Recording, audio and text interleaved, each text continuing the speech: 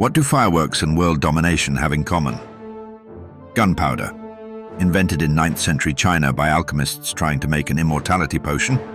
Oops, it ended up being the most explosive mistake in history. Initially used for fireworks and scaring off evil spirits, it didn't take long before someone said, "Hey, what if we weaponize this?" And just like that, warfare would never be the same again. Thanks, ancient chemistry. By the 13th century, gunpowder had made its way west via the Silk Road, and Europe said, "Nice toy, let's make it terrifying." Enter the cannon. Medieval castles, once impenetrable fortresses, suddenly looked like papier-mâché. Siege warfare evolved overnight. Walls crumbled, and so did the feudal order. Gunpowder didn't just break stone, it broke centuries-old power structures. And yes, knights in shining armor were officially outclassed by guys with boomsticks. The Ottoman Empire took gunpowder warfare to the next level. In 1453, they rolled up to Constantinople with massive bombards, giant cannons that made the city's walls look like Swiss cheese. The fall of Constantinople wasn't just a military win. It marked the end of the Byzantine Empire and the start of a new era. Gunpowder didn't just change battles, it changed who got to write the history books. In India, the Mughal Empire used gunpowder to build one of the most powerful dynasties in South Asia. Babur, the founder, brought cannons to the battlefield in 1526 and crushed his enemies like a historical mic drop. Traditional armies didn't stand a chance. Gunpowder gave smaller, smarter forces the edge.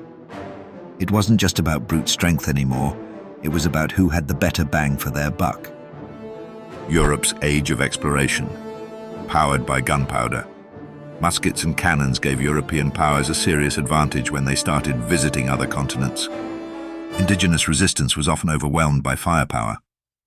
Colonization wasn't just about ships and maps, it was about who had the loudest weapons.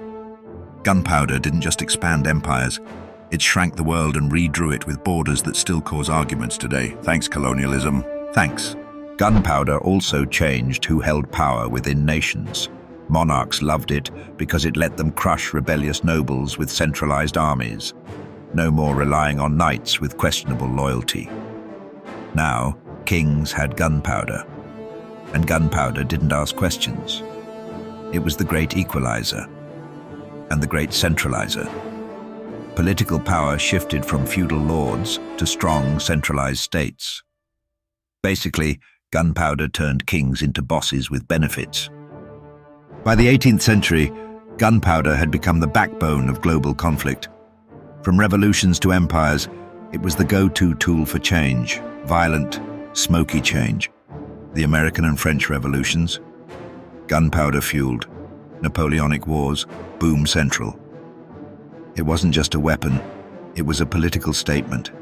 Gunpowder didn't just change how wars were fought, it changed why they were fought. And it's still echoing in today's geopolitics.